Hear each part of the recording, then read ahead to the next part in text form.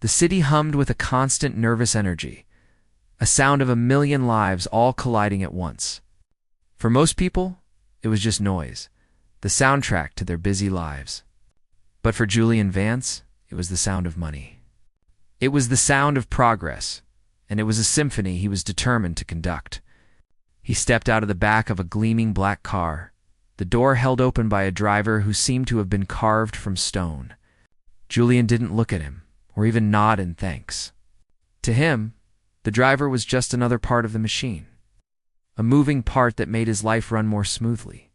He adjusted the cuff of his expensive suit, a suit that probably cost more than most people's cars. It was a deep charcoal gray, tailored so perfectly it looked like it had been painted onto his lean frame.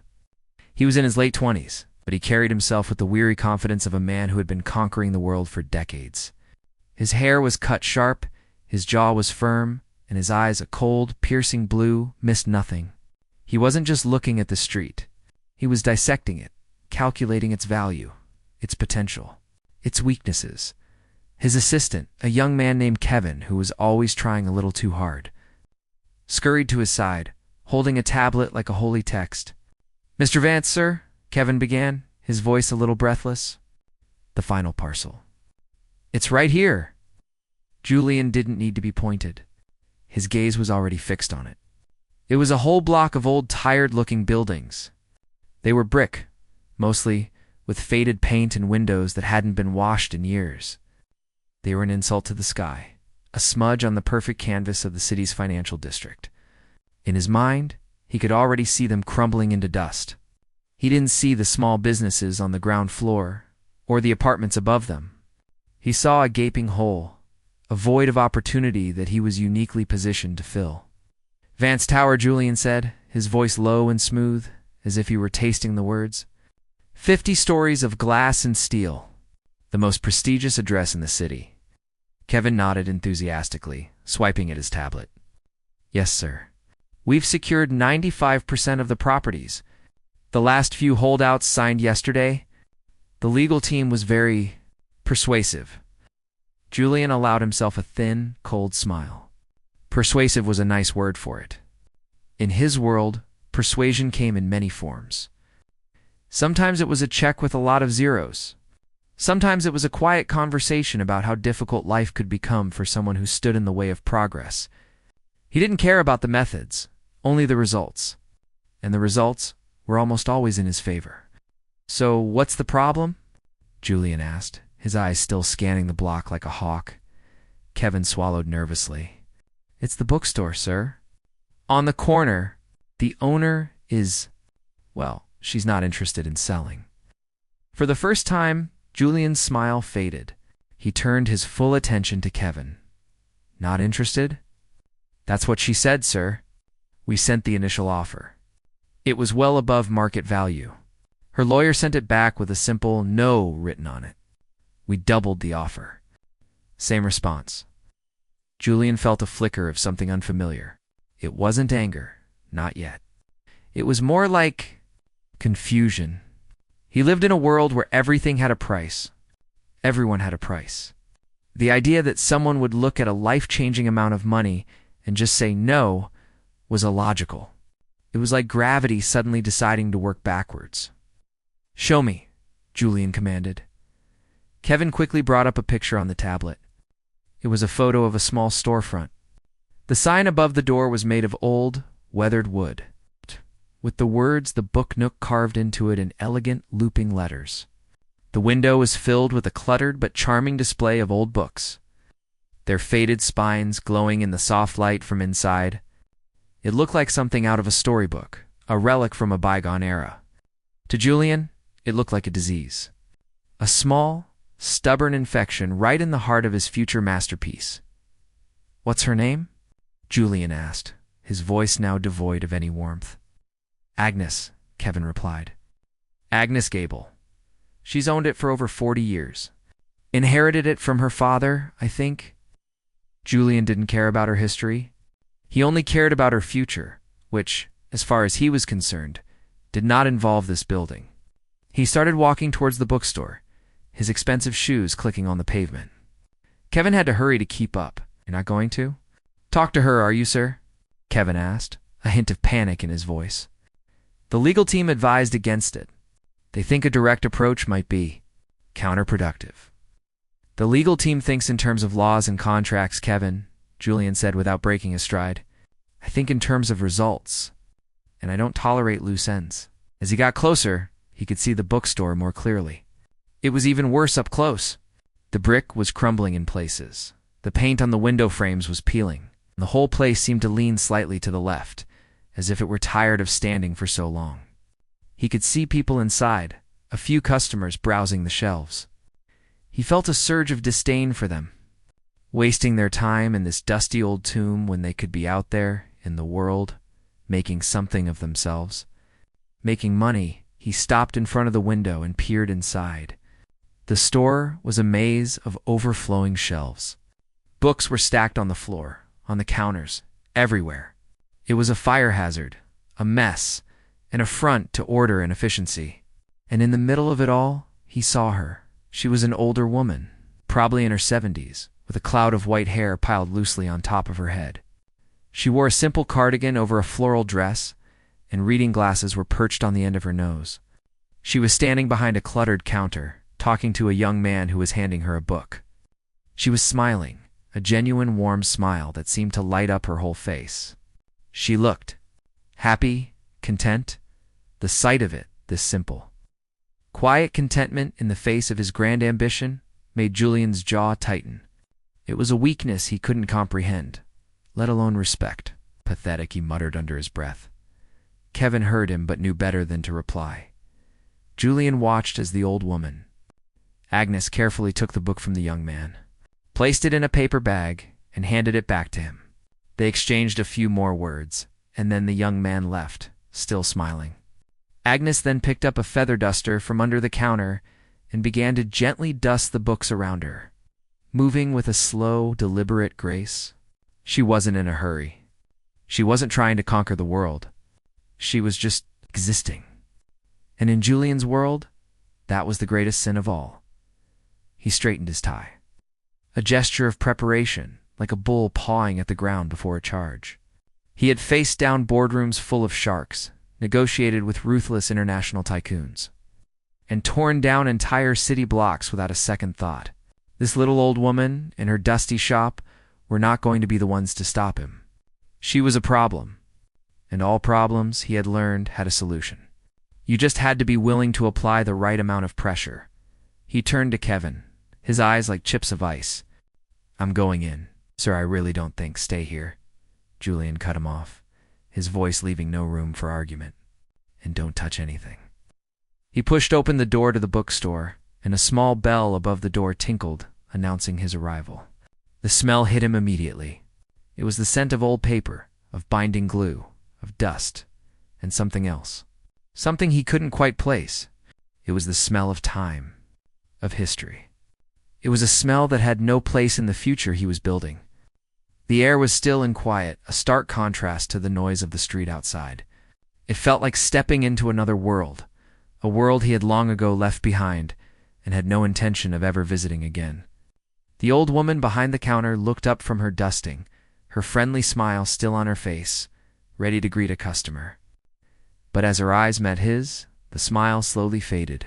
She saw him, not as a person, but as what he was, a threat. And for the first time in a very long time, Julian Vance felt like he had just walked into a fight he might not win. The little bell above the door chimed a cheerful, out-of-place tune that was instantly swallowed by the heavy silence that fell over the shop. Julian Vance stepped inside, his polished shoes seeming loud and intrusive on the worn wooden floorboards. He let the door swing shut behind him, cutting off the sounds of the city and sealing them in this quiet, dusty world that smelled of old paper and forgotten stories. The old woman, Agnes, had looked up from her dusting. The gentle, welcoming smile she had worn for the young man before had vanished, replaced by a look of calm, steady observation. She didn't seem surprised to see him, but she didn't look pleased either.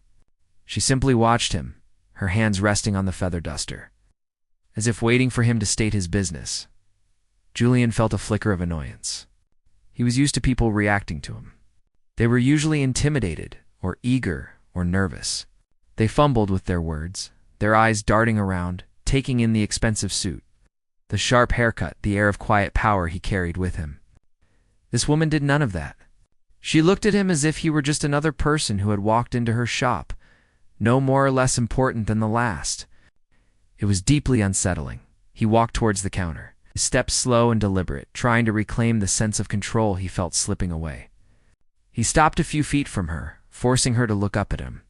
He plastered on his most charming, business-like smile, the one that usually won over investors and put nervous CEOs at ease. "Mrs. Gable," he began, his voice smooth and practiced. "Julian Vance, Vance Developments." He waited for a flicker of recognition for her eyes to widen at the name of his company. It was a powerful name in this city, a name that was synonymous with change, with money, with the future. But her expression remained unchanged. She gave a small, almost imperceptible nod. "I know who you are, Mr. Vance," she said. Her voice was softer than he expected, but it had a clear, firm quality to it, like the sound of a single, well-played note on a piano. "Your company has been buying up the neighborhood." Julian's smile tightened. He didn't like being on the back foot. "Indeed we have," he said, his tone becoming a little sharper. "And we're very excited about our plans for this area. We believe it has tremendous potential. We're going to be bringing in a lot of new life, a lot of new business, progress." He said the word progress as if it were a holy offering.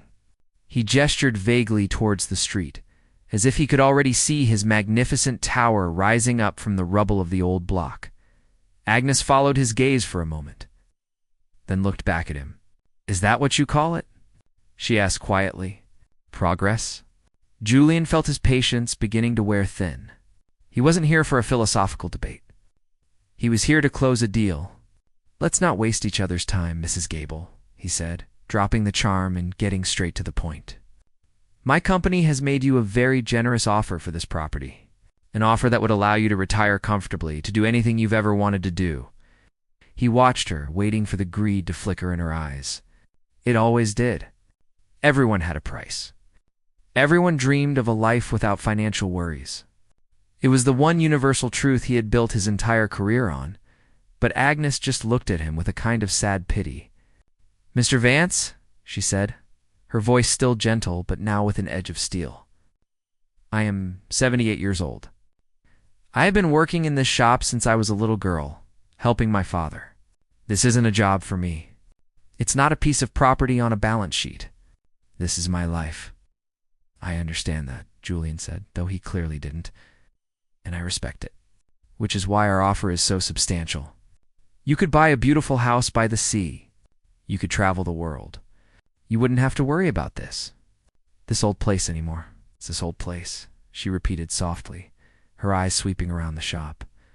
For the first time, her gaze softened, and Julian could see a deep, abiding love in her eyes as she looked at the overflowing shelves. The stacks of books on the floor, the worn-out armchair in the corner. "This place has more stories in it than all the books on its shelves, Mr. Vance. My father opened these doors in 1946.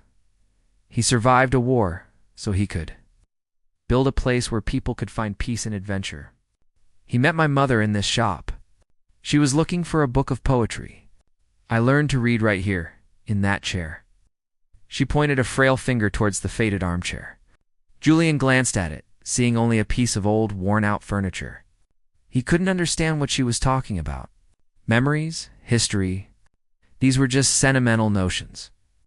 They had no place in the world of high finance and real estate development. They were liabilities, not assets. "That's all very touching, Mrs. Gable," he said, his voice dripping with condescension. "But times change. The city is moving forward. We can't let sentimentality get in the way of progress. My offer is final. I suggest you take it." He pulled a thick envelope from the inside pocket of his suit jacket and placed it on the counter between them. It was a new offer, one he had Kevin prepare that morning. It was for an obscene amount of money, more than enough to make anyone, even a sentimental old woman, see reason. Agnes didn't even look at the envelope. She kept her eyes fixed on his. "No," she said simply. The word hung in the air between them. small and quiet, but more powerful than any argument Julian could have made. He stared at her, his mind struggling to process it. No, that was it. No negotiation. No counteroffer? Just a flat, unequivocal no? I don't think you understand, Julian said, his voice now low and dangerous. He leaned forward, putting his hands on the counter, trying to intimidate her.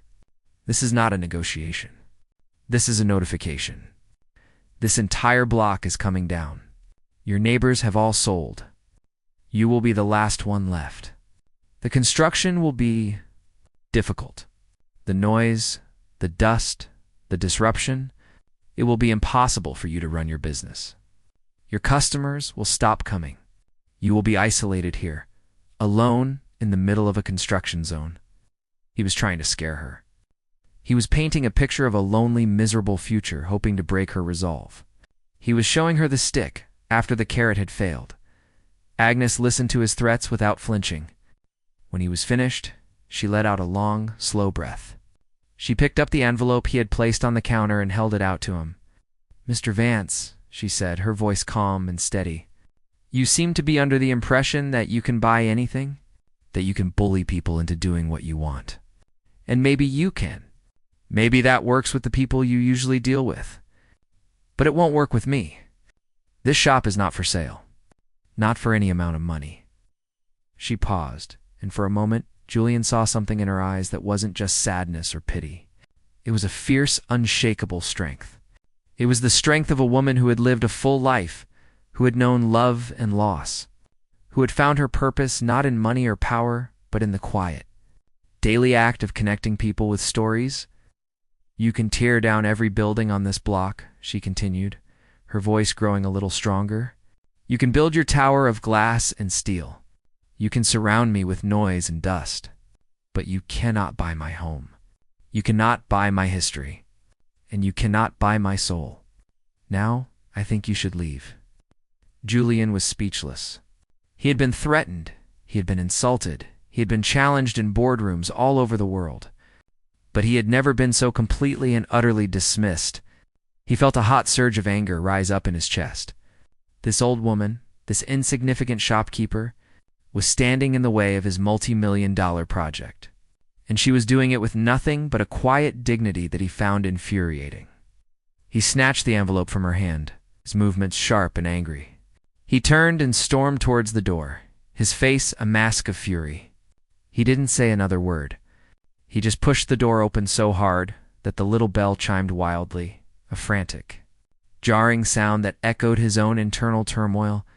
He stepped back out into the noise and chaos of the city. But for the first time, it didn't sound like the sound of money.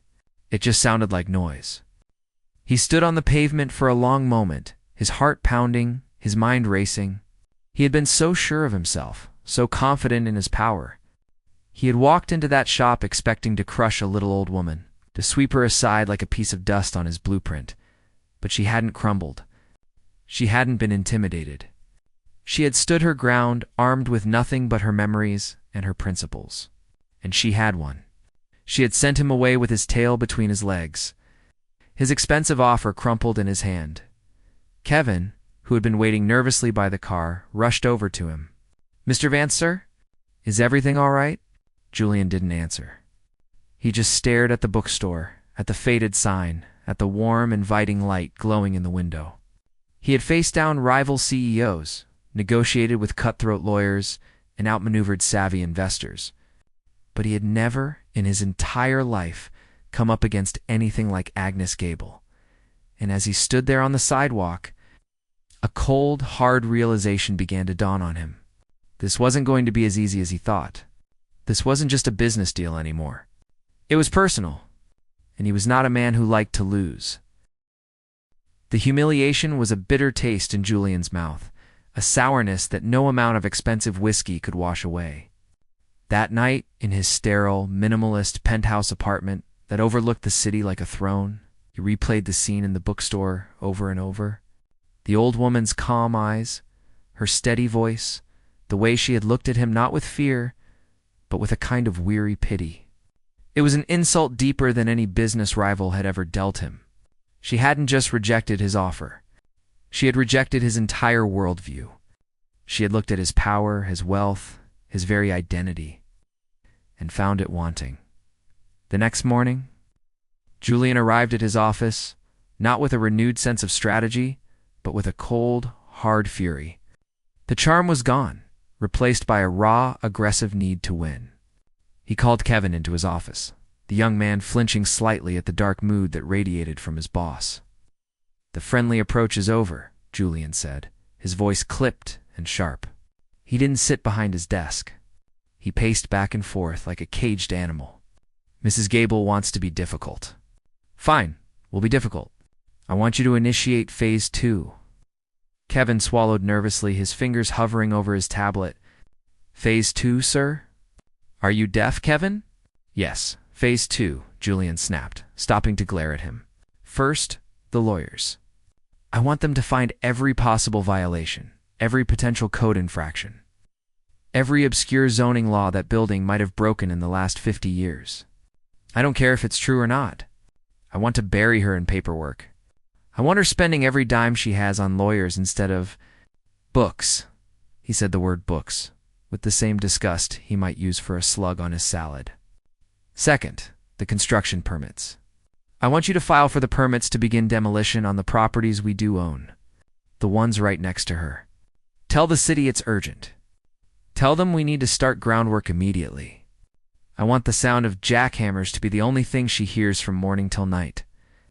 Kevin nodded, his fingers flying across the screen of his tablet, making notes. "And the third part, sir." Julian walked over to the floor-to-ceiling window and looked down at the city below. His reflection was a stark, imposing figure against the backdrop of skyscrapers. "The third part is the most important. I want to know everything about her. Where she banks, who her friends are, if she has any family. I want to know what she eats for breakfast. Find me a lever, Kevin. Everyone has a weakness. Find hers." The war had begun. The first attack came in the form of a thick, official-looking envelope delivered to the bookstore's front door. It was a notice of violation from the city's building and safety department, citing a dozen issues. From faulty wiring to an uneven front step to a fire escape that was allegedly not up to code, the letter stated that Agnes had 30 days to rectify the violations or face hefty fines and potential closure. Agnes opened the letter with a steady hand, her face a mask of calm. She had been expecting something like this. She read through the list of accusations, a small sigh escaping her lips. Some of them were true, in a way. The wiring was old, the building was settling, and the fire escape was certainly not new. But they were not immediate dangers. They were the minor aches and pains of an old building, not life-threatening conditions. This wasn't about safety.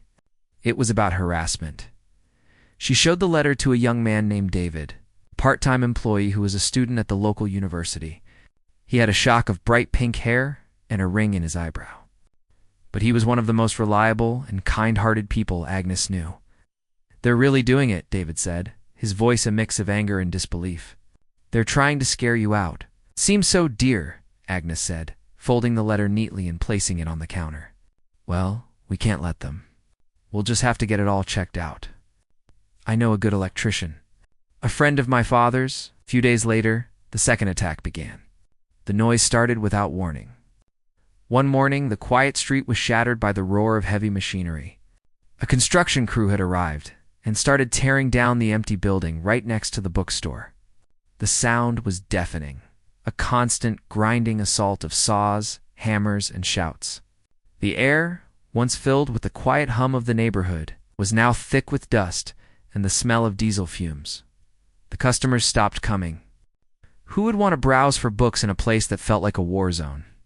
The dust seeped into every crack of the bookstore, coating the books and the shelves in a fine, gritty layer. Agnes and David spent the first hour of every day just trying to keep the place clean, wiping down surfaces and covering the shelves with old sheets. The noise made it impossible to concentrate, to read, or even to have a simple conversation. But Agnes refused to close. Every morning, she unlocked the door, turned on the open sign, and sat behind her counter, a picture of quiet defiance.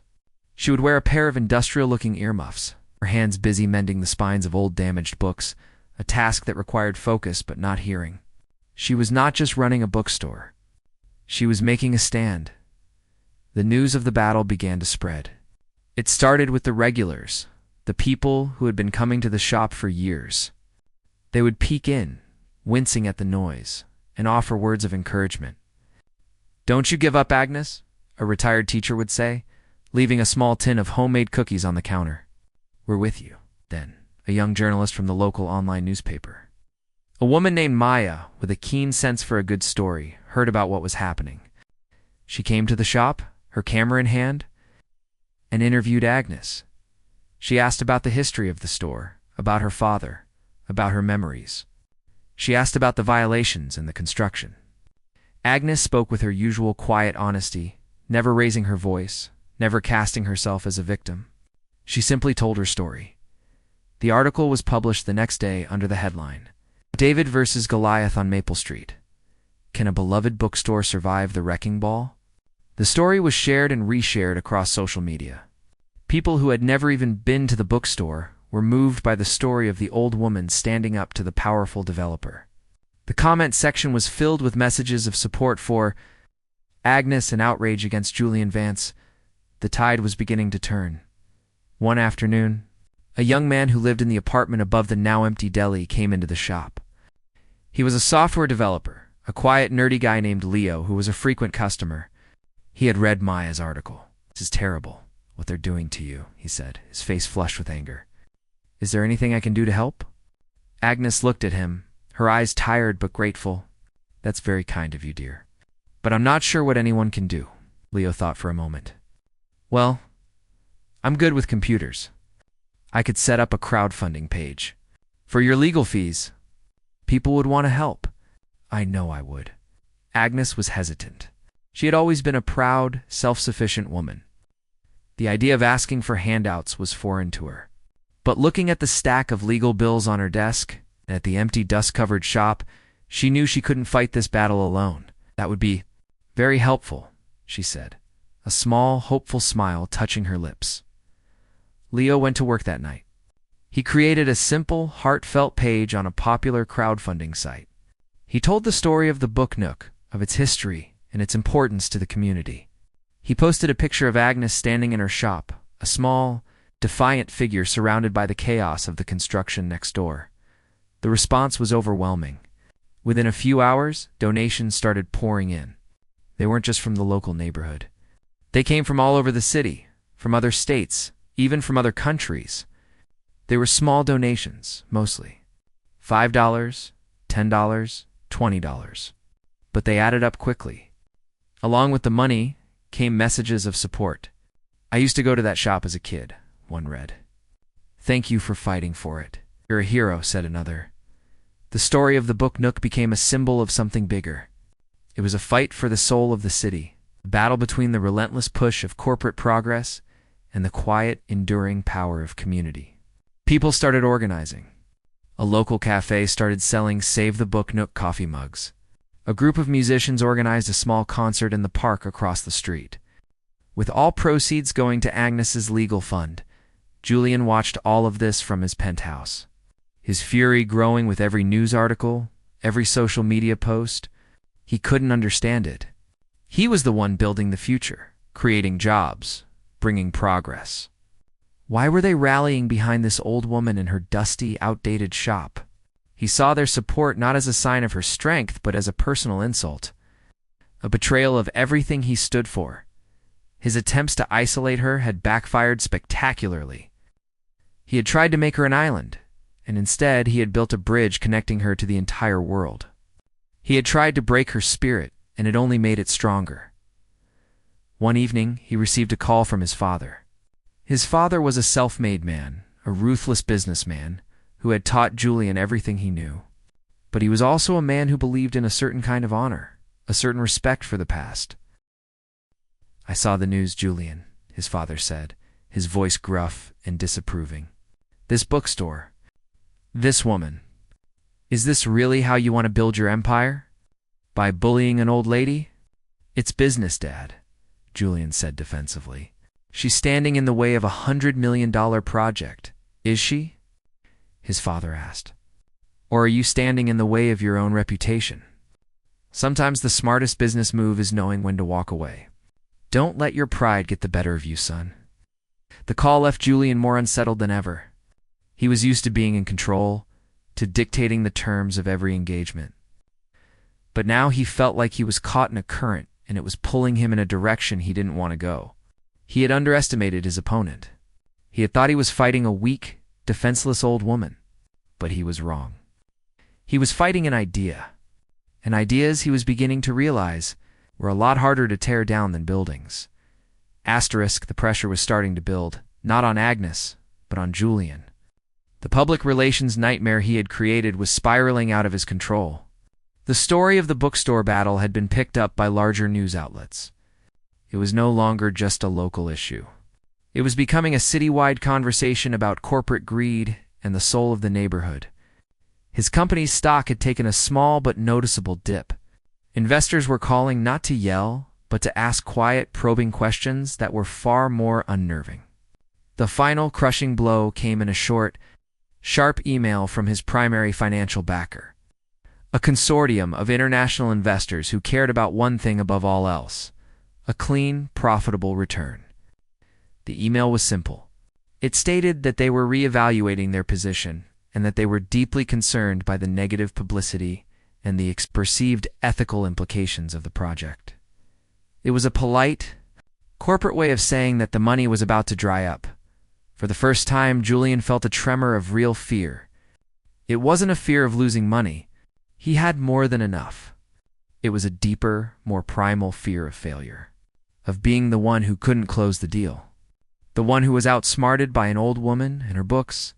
He spent the next few days locked in his office, barking orders at his lawyers and PR team, trying to find a way to regain control.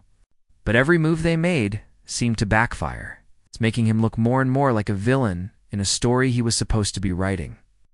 One evening, after another fruitless day of crisis meetings, Julian couldn't stand to be in his pristine, silent penthouse.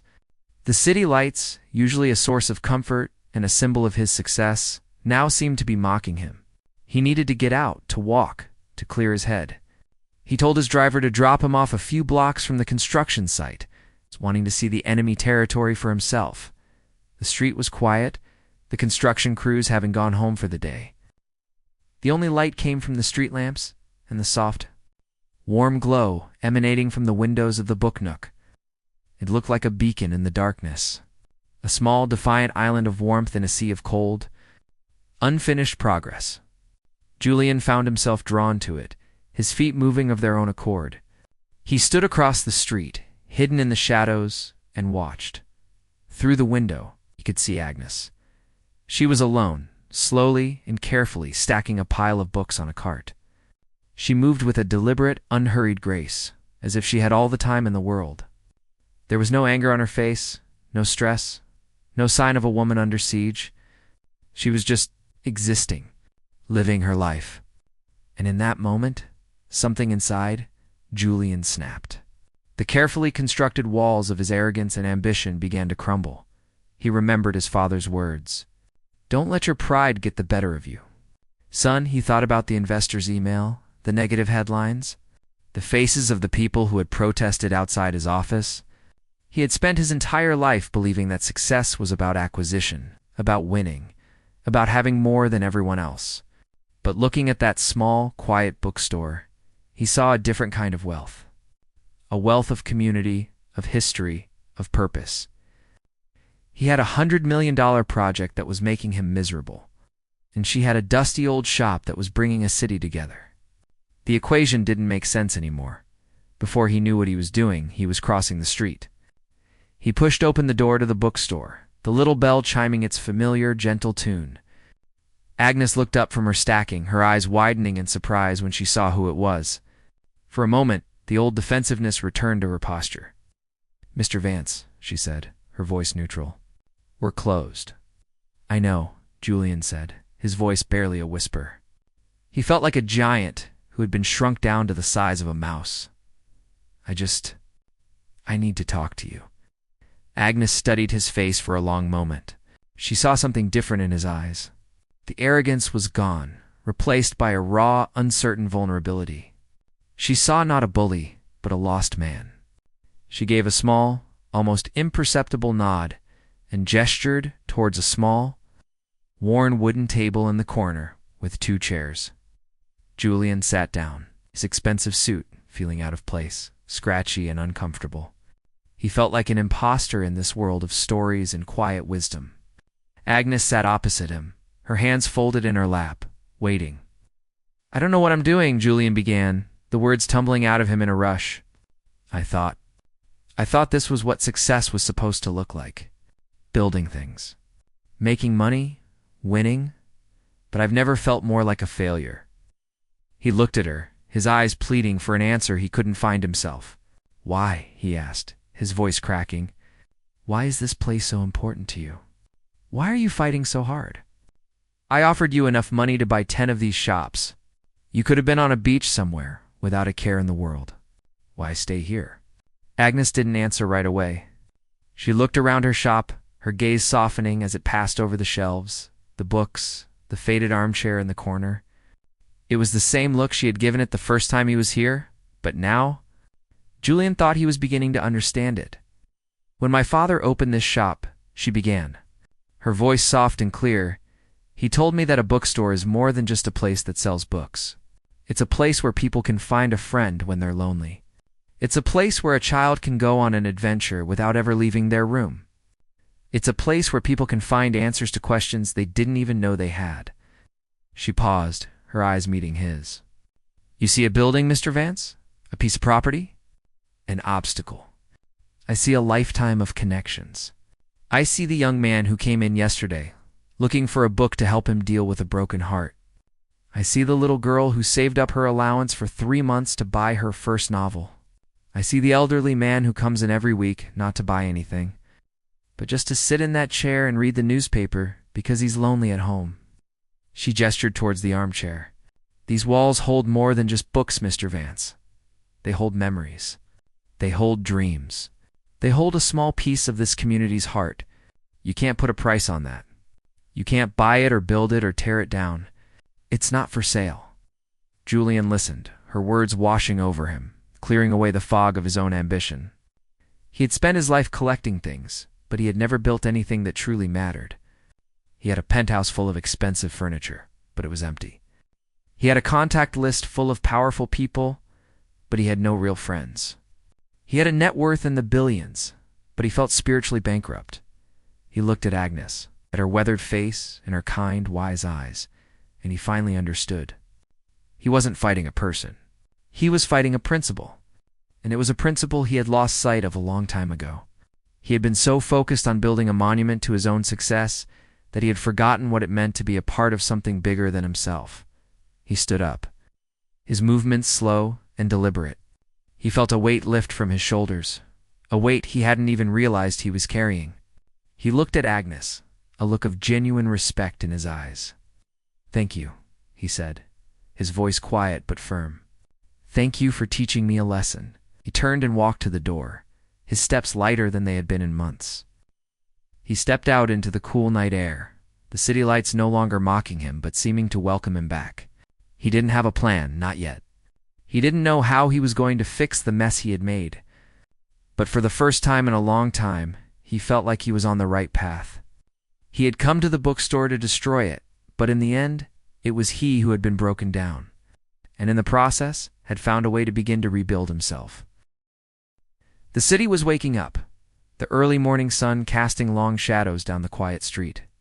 But this street was no longer quiet. It was buzzing with a quiet, expectant energy. News vans were parked along the curb, their satellite dishes pointing towards the sky like metal flowers. A small crowd of people had gathered, holding coffee cups and cameras, their faces turned towards the small, unassuming bookstore. Inside, Agnes was preparing for the day, just as she had for over 40 years. She dusted the counter, arranged a new display of classic novels, put on a fresh pot of coffee for her customers, completely ignoring the circus that was gathering outside her door. She had no idea what was about to happen, but she felt a sense of peace that had been missing for months. At precisely 9 o'clock, a sleek black car pulled up. Julian Vance stepped out, but he was not the same man who had stormed out of the bookstore in a fury weeks ago. He was dressed in a simple, well-made suit, but his posture was different. The sharp, aggressive edge was gone, replaced by a quiet humility. He didn't look at the crowd or the cameras. He just walked towards the bookstore, his steps slow and deliberate. He pushed open the door, the little bell chiming its familiar tune. Agnes looked up from the coffee pot, a flicker of surprise in her eyes. She hadn't expected to see him again, at least not like this. "Mr. Vance," she said, her voice neutral. "Mrs. Gable," he replied, his voice soft. "I was wondering if I could borrow your shop for a few minutes. And your presence." Agnes looked at him, her eyes searching his. She saw no trace of the arrogant bully who had tried to destroy her.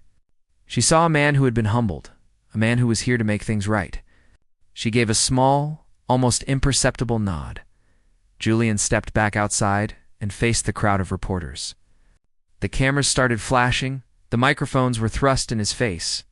He took a deep breath and began to speak. "I am here today to make an announcement," he said, his voice clear and steady, carrying through the morning air. "An announcement about the future of this block and about the future of Vance Developments." He paused, looking at the faces in the crowd, at the familiar storefront of the bookstore behind him.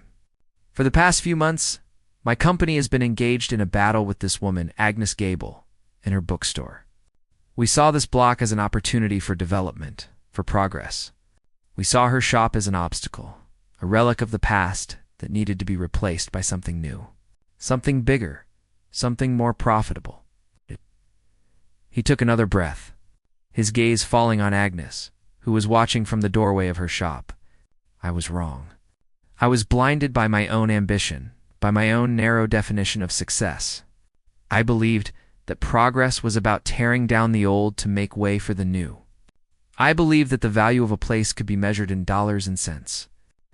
But Mrs. Gable taught me that I was mistaken. She taught me that the true value of a place is measured in its history, in its community, in its heart." The crowd was silent, the reporters hanging on his every word. This was not the story they were expecting. "So today, I am here to announce a change of plans," Julian continued. "The original design for Vance Tower is being scrapped. In its place, we will be building a new kind of development, one that respects the history of this neighborhood, one that integrates the old with the new. The Book Nook will not be torn down. It will be preserved, restored, and celebrated as the cultural heart of our new project." A murmur went through the crowd. A few people started to applaud. Julian held up his hand.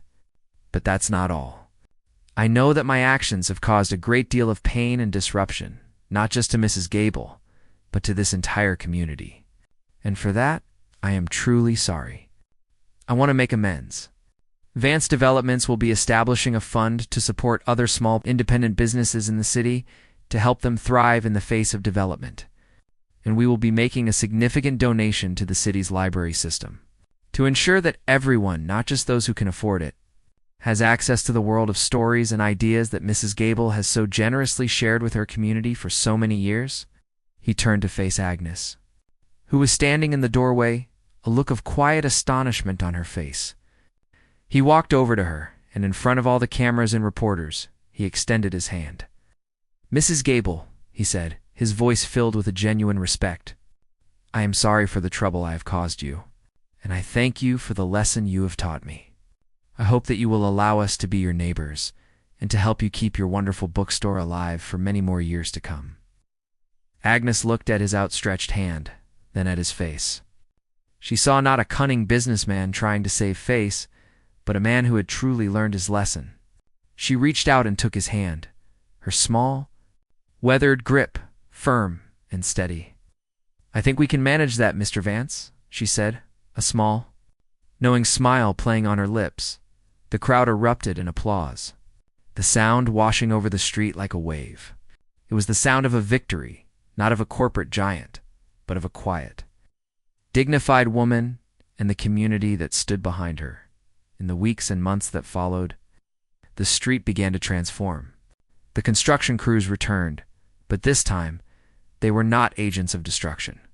They were builders, working carefully to preserve the historic facades of the old buildings, integrating them into the new, modern design. The new building grew up around the bookstore, not over it. It was a beautiful structure of glass and steel, but it had a soul, a connection to the past that made it more than just another skyscraper. The book nook was restored to its former glory, the old wood polished, the windows replaced, the shelves reinforced. Business boomed. People came from all over the city to see the little bookstore that had stood up to a giant. Agnes became a local hero, symbol of quiet strength and the enduring power of community. Julian Vance, for his part, became a changed man. He remained the head of his company, but he led it with a new vision, a new sense of purpose. He became a champion of sustainable development, a man who understood that true progress was not about tearing down, but about building up, not just buildings, but communities. He would often stop by the book nook, not to talk business, but to browse the shelves, to talk with Agnes, and to remember the lesson he had learned in that small, dusty shop. He learned that success wasn't about the size of your bank account or the height of your skyscraper. It was about the quality of your character, the strength of your relationships, and the positive impact you had on the world around you. He had set out to teach an old woman a lesson, but in the end, it was he who had been taught, and it was a lesson he would carry with him for the rest of his life.